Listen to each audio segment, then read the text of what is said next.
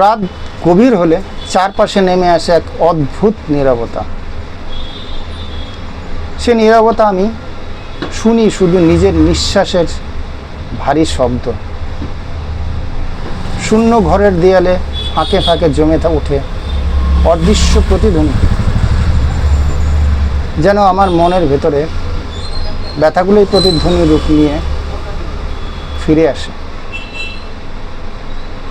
বন্ধ জানলার কাছে জমে থাকা কুয়াশার মতো আমার হৃদয়ও জমে আছে অচেনা শূন্যতায়।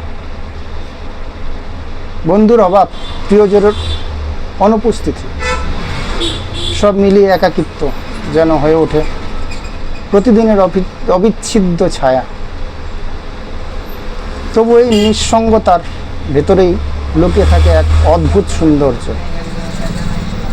কারণ একা থাকার সময়েই মানুষ নিজেকে সবথেকে বেশি আবিষ্কার করতে পারে। হয়তো নিঃসঙ্গতা কষ্ট দেয়, হৃদয়কে ভারী করে তোলে, কিন্তু সেই কষ্টই আবার শেখায় নিজের ভেতরে কত আলো লুকিয়ে আছে।